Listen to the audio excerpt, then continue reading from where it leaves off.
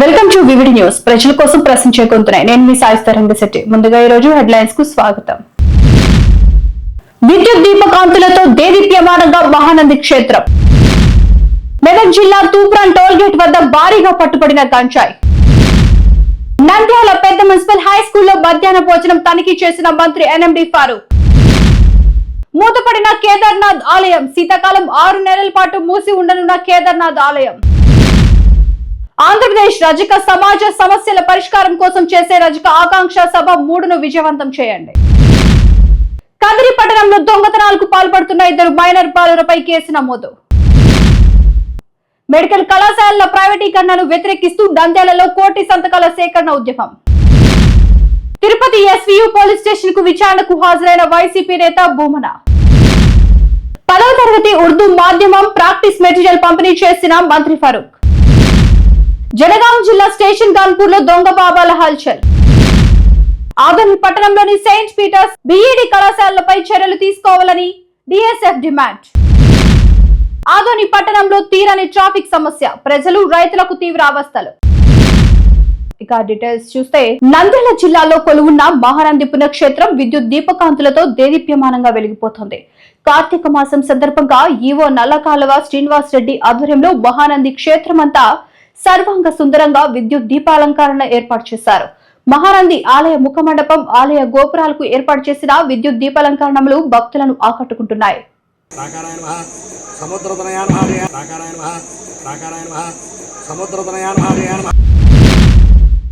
మెదక్ జిల్లా Toopran toll gate వద్ద భారీగా పట్టుబడిన గంజాయి. సౌత్ జోన్ టాస్క్ ఫోర్స్ పోలీసుల ఆధ్వర్యంలో తూప్రాన్ టోల్ ప్లాజా వద్ద తనిఖీలలో బీదర్ నుండి హైదరాబాద్ తరలిస్తున్న 100 కిలోల గంజాయి పట్టివేత. పోలీసుల నుండి తప్పించబోయే ప్రయత్నంలో ముందు వెళ్తున్న వాహనాన్ని ఢీకొట్టి బోల్తా పడిన కారు. పోలీసుల అదుపులో 3 వ్యక్తులు, 2 మహిళలు.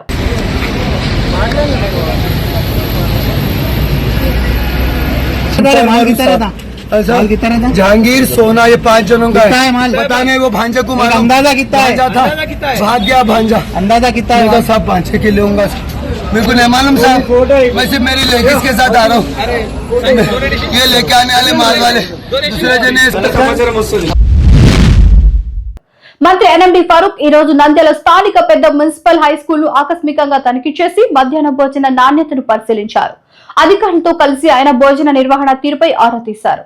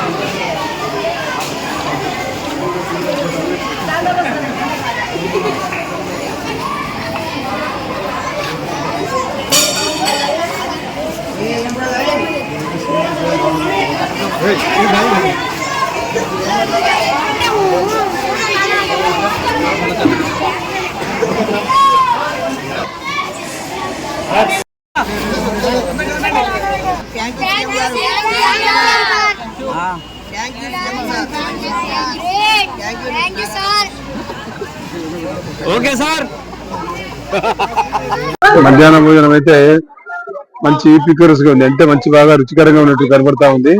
సన్న బియ్యము పలావు చేశారు, ఎగ్ కర్రీ చేశారు, చాలా బ్రహ్మాండంగా ఉంది. చూస్తే ఊరుతో తినాలనిపిస్తుంది, కానీ మేము 10-15 మంది ఉన్నాం. మళ్ళీ పిల్లలు తక్కువ పడకూడదు మళ్ళీ, కాబట్టి మేము దాన్ని జోలు పోలేదు. వాళ్ళు అది పండి వాళ్ళ కోసం వండినాము. మేమే పరిచయం చేయడానికి రాలే వాళ్ళకు, కాబట్టి పిల్లలు తిని బాగా చదువుకొని ముందుకు అభివృద్ధిలోకి రావాలనేది నేను కోరుకుంటా ఉన్నా. అమ్మా ఫుడ్ అయితే చూస్తే చాలా బాగుంది, క్వాలిటీ కూడా ఉంది. ఏం రాన్నారు బాగుంది పోయినాము మీరు చెప్పాలా, మీరు చెప్పాలి, నేను కాదు చెప్పారు గట్టిగా. భోజనం బాగుంది అని చెప్పారు. క్వాలిటీ ఇంత ముందు బాగాలేదు కదా, బాగుంది. ఇంత ముందు 2 ఏళ్ళ కిందట అప్పుడు లేదు, సన్నమే ఇప్పుడు ఇస్తున్నా చంద్రబాబు వచ్చిన తర్వాత. కాబట్టి బాగా తిరిగి చదువుకోరు బాగా. చంద్రబాబు లోకేష్ బాబు చెప్పు.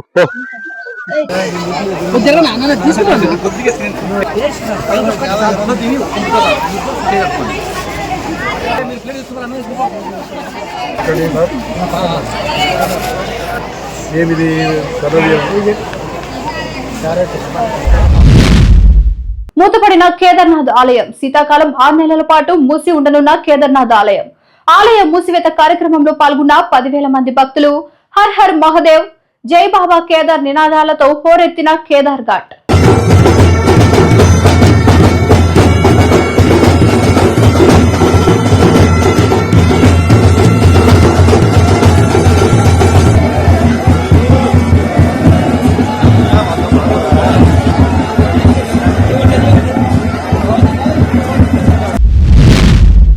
అక్టోబర్ 26, 2005న ఎన్టీఆర్ జిల్లా తిరువూరులో రజక ఆకాంక్ష సభ 3 రాష్ట్ర రజక కార్పొరేషన్ చైర్పర్సన్ మరియు డైరెక్టర్ల ఆధ్వర్యంలో ఘనంగా నిర్వహించబడుతుందని, సభను విజయవంతం చేయాలని రజక సంఘం నాయకులు తెలిపారు. భారతదేశంలో రజక మరి ఒకే దేశము, ఒకే కులము, ఒకే రిజర్వేషన్. మరి ఇటువంటి రజక జాతికి అంబేద్కర్ గారి దయ వలన మాకు 59 కులాలలో మా రజకులం కూడా ఎస్సీలుగా ఉన్నాం. మరి కొంతమంది పెత్తందారులు దక్షిణాది రాష్ట్రాలలో ఎస్సీలుగా తీసేశారు, బీసీలుగా పెట్టారు. మరి ఇప్పుడన్నా మాకు మరి ముఖ్యమంత్రి నారా చంద్రబాబు నాయుడు గారు రక్షణ చట్టం తెస్తామని చెప్పారు, 50 ఏళ్లకే పింఛన్ ఇస్తామని చెప్పారు. మా రజక విద్యార్థులకు ప్రత్యేకంగా మరి కాలనీలు కట్టిస్తామన్నారు, మరి ఉద్యోగాలు కల్పిస్తామన్నారు. మాకు మా కార్పొరేషన్ కు ఒక 1000 కోట్లు ఇచ్చి మమ్మల్ని రాష్ట్ర వ్యాప్తంగా మమ్మల్ని అభివృద్ధి చేయాలని చెప్పి, అలాగే దేవస్థానాలలో మరి న్యాయ బ్రాహ్మణులకు ఇచ్చేటట్టు మరి 2 మెంబర్లు ఇచ్చాడు న్యాయ బ్రాహ్మణ కులానికి. మా రజక జాతికి కూడా మేము యుగ యుగాలుగా దివిటీలు పట్టిన దేవునికి మమ్మల్ని కూడా గుర్తించి ప్రభుత్వము ముఖ్యమంత్రి చంద్రబాబు నాయుడు గారికి చేతులెత్తి మొక్కుతున్నాం. మా రజకులకు కూడా ప్రతి దేవస్థానంలో 2 మెంబర్లు ఇవ్వాలని చెప్పి మా డిమాండ్. పేరు మండూరు భాస్కరయ్య, ఆంధ్రప్రదేశ్ రజక ఉద్యోగాల సంఘం రాష్ట్ర ప్రధాన కార్యదర్శిని. ఈ రోజు నంద్యాల ప్రథమ జిల్లా మహాసభ మా సంఘం మహాసభ జరుగుతుంది. ఈ సందర్భంగా ఆంధ్రప్రదేశ్ ప్రభుత్వాన్ని, తెలుగుదేశం కూటమి ప్రభుత్వాన్ని మేము కోరుతున్నటువంటి అంశం, అయ్యా మీరు ఎన్నికల ప్రణాళికలో పేర్కొన్న విధంగా రజకుల సమస్యలు పరిష్కరించాలి. మీరు చెప్పారు సామాజిక రక్షణ చట్టాన్ని ఏర్పాటు చేస్తాను బీసీలందరికీ అని చెప్పారు. 8 మంది మంత్రులతో కమిటీ వేసి సరిపెట్టినటువంటి పరిస్థితి.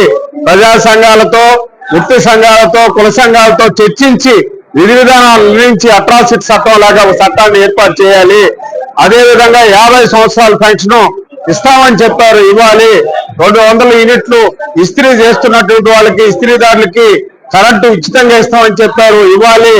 అదేవిధంగా రజక వృత్తిని పౌర సేవగా గుర్తించి ఆ విధంగా అందరి పౌరులకి సేవ చేస్తున్నటువంటి వృత్తికి అవసరమైనటువంటి నీరు, డోబిగాడ్లు, స్థలాలు, మోటార్ను.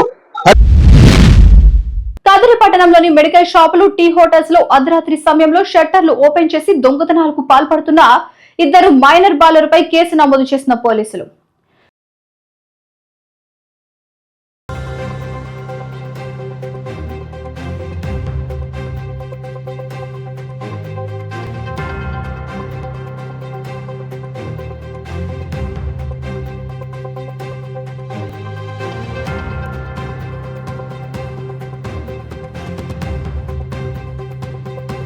కదిరి టౌన్ లో కోనేరు వద్ద గల డక్కన్ టీ కేఫ్ లో దొంగతనం జరిగిందని ఆ యజమాని సురేష్ నాయక్ ఇచ్చిన ఫిర్యాదు మేరకు మేము కేసు రిజిస్టర్ చేశాము. వారి దగ్గర నుండి సీసీటీవీ ఫుటేజ్ పరిశీలించగా 2 పిల్లలు దొంగతనం చేసినట్టు మా దృష్టికి వచ్చింది. వాళ్ళను చట్ట ప్రకారము వీళ్ళని తొందరగా అరెస్ట్ చేసి కౌన్సిలింగ్ ఇచ్చేసి తగిన చర్య తీసుకోవడం జరుగుతుంది. వీరు గతంలో కూడా కదిరి టౌన్ లో 1-2 చోట్ల ఇటువంటి నేరాలు చేసినట్టు మా నోటీస్కి వచ్చింది. వాళ్ళను కూడా విచారించి వారి మీద చట్ట ప్రకారం తగిన చర్య తీసుకోవడం జరుగుతుంది. కూటమి ప్రభుత్వం, రాష్ట్ర ముఖ్యమంత్రి నారా చంద్రబాబు నాయుడు గత వైసీపీ ప్రభుత్వం నూతనంగా నిర్మించిన ప్రభుత్వ మెడికల్ కళాశాలను ప్రైవేటీకరణ చేసేందుకు నిర్ణయాన్ని వ్యతిరేకిస్తూ నేడు నంద్యాలలో మాజీ ఎమ్మెల్యే శిల్పా రవిచంద్ర కిషోర్ రెడ్డి నేతృత్వంలో గాంధీ చౌక్ సెంటర్ నందు కోటి సంతకాల సేకరణ ఉద్యమాన్ని ప్రారంభించడం జరిగింది. ఈ కార్యక్రమంలో వైఎస్ఆర్సీపీ నాయకుడు, Nandyal municipal vice chairman Gangisetti Sridhar, YCP కౌన్సిలర్లు, వైసీపీ నాయకులు పాల్గొన్నారు.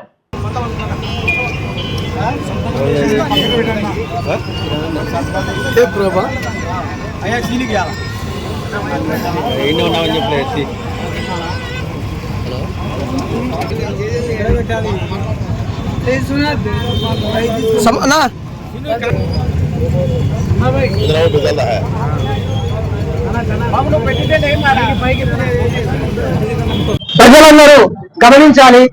దాదాపు వైఎస్ జగన్మోహన్ రెడ్డి గారి ప్రభుత్వంలో దాదాపు 17 మెడికల్ కాలేజీలకు పర్మిషన్ తెచ్చి 5 మొదలు కూడా అయ్యాయి. దాంట్లో నిన్న కాక మొన్న మన మెడికల్ శాఖ మంత్రి గారు సత్యకుమార్ గారే 60 పీజీ సీట్లు కూడా శాంక్షన్ అయినట్లు చెప్పారు. అంటే ఇప్పుడు ఈ మెడికల్ కాలేజీలను ప్రైవేటీకరణ చేయడం అనేది చాలా ఘోర తప్పిదము. ఈ ఉద్యమాన్ని అందరూ ప్రజలందరూ ముందుకు తీసుకుపోయి ఈ మెడికల్ కాలేజీల ప్రైవేటీకరణను కోటి సంతకాలతో గవర్నర్ గారికి రిప్రజెంటేషన్ ఇస్తూ ఇది మొదలు పెడుతున్నాము. ఈ కార్యక్రమాన్ని దిగ్విజయం చేయాల్సిన వైఎస్ఆర్సీపీ నాయకులకు, కార్యకర్తలకు మరియు ప్రజలకు విన్నవించుకుంటున్నాము. తిరుపతి ఎస్వీయు పోలీస్ స్టేషన్ కు విచారణకు హాజరైన వైసీపీ నేత భూమన శ్రీ వెంకటేశ్వర గో సంరక్షణ శాలలో గోవుల మృతిపై భూమన అసత్య ఆరోపణలకు ఆధారాలు చూపాలని విచారణకు పిలిచిన ఎస్వీయు పోలీసులు. టీటీడీ పాలక మండలి సభ్యులు భానుప్రకాష్ రెడ్డి ఫిర్యాదు మేరకు కేసు నమోదు.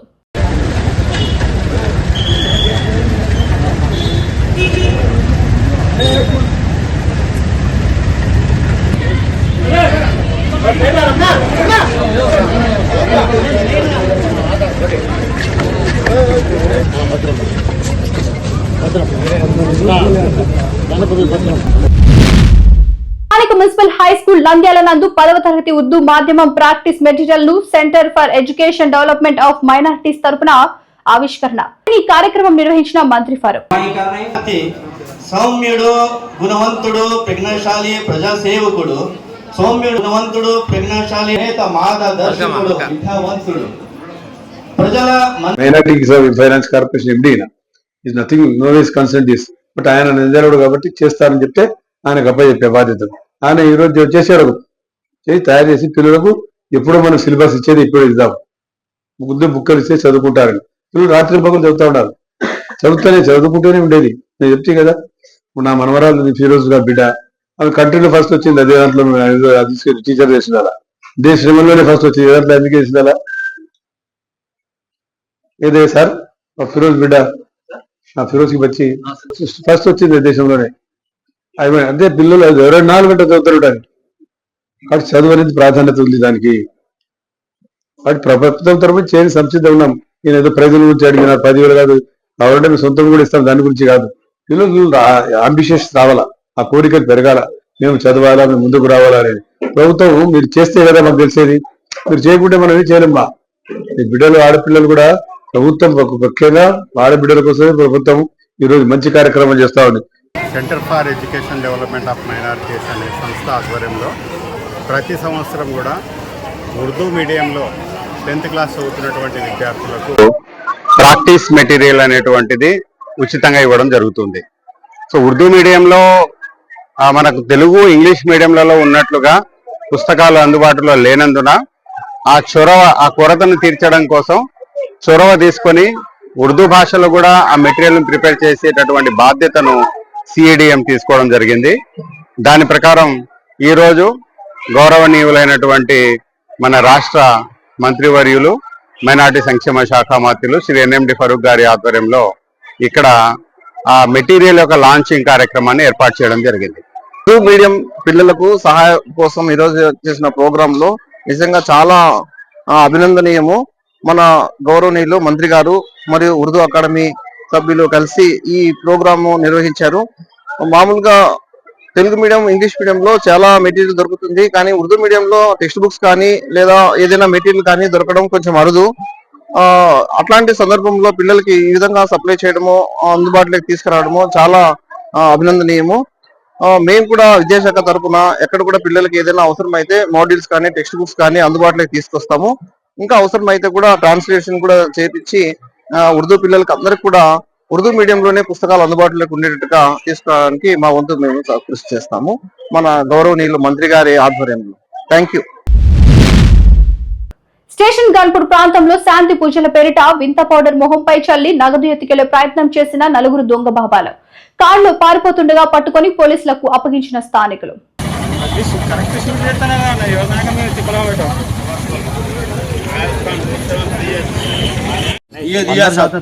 ये दिया उसने। गाड़ी के साथ सीज हो जाती गाड़ी। नहीं दिया साहब 500 रुपये, तो अब कैसे देंगे हम साहब? पूरे 5-5 के नोटा दिए बोल के बोल रहे हो लोग। नहीं दिया साहब, दिए होते दे लो आप। नहीं लगाया साहब, कभी नहीं लगाया, नहीं साहब नहीं लगाया। నా పేరు దిలీప్, స్టేషన్ గన్పూర్. పొద్దున్నే ఈ దొంగ బాబాలు వచ్చి షాప్లలో అందరూ డబ్బులు అడగడం స్టార్ట్ చేస్తారు. ఫస్ట్ 10 రూపాయలు ఇవ్వగానే ఇంకొక 50 ఇవ్వండి అని, ఇంకో 100 రూపాయలు ఇవ్వండి అని, తర్వాత వాళ్ళ దగ్గర ఉన్న మాయమాటలు చెప్పి ఏదో పౌడర్ వాళ్ళ మీద ముఖం మీద మొత్తం చల్లి 500, 1000 రూపాయలు, 1500 ఇష్టాలయంగా వాళ్ళు ఎంత అంటే అంత దోచుకొని వెళ్తారు. దయచేసి అందరూ జాగ్రత్త పడాలి, అందరూ జాగ్రత్తగా ఉండాలి. ఇలాంటి దొంగ సాధులు వచ్చినప్పుడు ఎవరిని రానియకండి, 1 రూపాయి కూడా ఇవ్వకండి. వీళ్ళు కష్టం చేసి మంచిగా బతికి మంచిగా సంపాదించుకోవచ్చు, కానీ ఇలా దొంగతనానికి పాల్పడి ధర్మం పేరుని ఖరాబ్ చేస్తూ, రాజ్యం పేరుని ఖరాబ్ చేస్తూ వీళ్ళంతా తిరుగుతున్నారు. కాబట్టి అందరు జాగ్రత్తగా ఉండాలని కోరుకుంటున్నారు.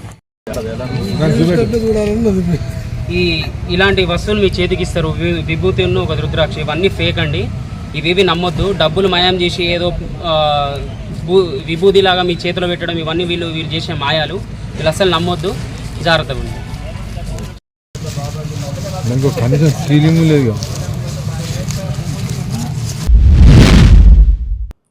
ఆదోని పట్టణంలోని సెయింట్ పీటర్స్ బీఈడీ కళాశాలలపై చర్యలు తీసుకోవాలని, అడ్మిషన్లు ఇవ్వని కళాశాలలపై క్రిమినల్ కేసులు పెట్టాలని డీఎస్ఎఫ్ రాష్ట్ర అధ్యక్షుడు ధనాపురం ఉదయ్ డిమాండ్ చేశారు. బీఈడీ కళాశాలలు తరగతులు నిర్వహించకుండా కేవలం వ్యాపార దృక్పథంతో అడ్మిషన్లు 40,000 రూపాయల నుంచి 50,000 రూపాయల వరకు అక్రమంగా అమ్ముకుంటున్నాయని ఆయన ఆరోపించారు.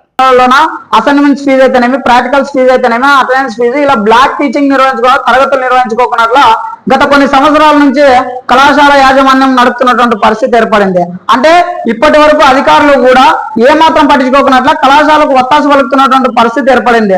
రాయలసీమ యూనివర్సిటీ వీసీ గారికి గతంలోనే బీడీ కళాశాల జిల్లా కేంద్రంలో ఉన్నటువంటి బీడీ కళాశాలల పైన విచారణ చేపించాలనేసి గతంలోనే వినతి పత్రాలు చేయడం జరిగింది. అయితే ఇప్పటికి కూడా స్పందించలేనటువంటి పరిస్థితి ఏర్పడింది.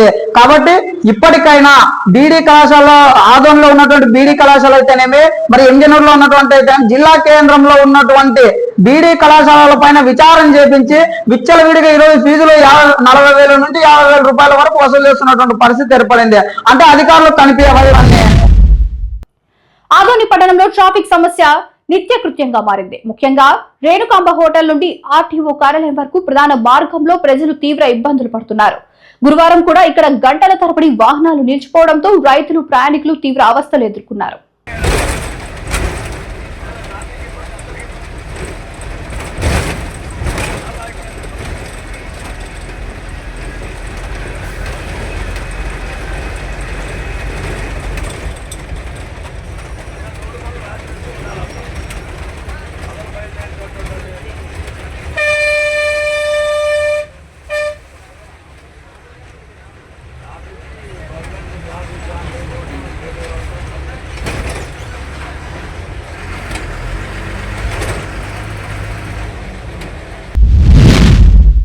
చూసారు కదా, ఇది వాళ్ళ అప్డేట్స్. మరిన్ని అప్డేట్స్ కోసం చూస్తూనే ఉండండి వివిటి న్యూస్. ప్రజల కోసం ప్రశ్నించే గొంతునే.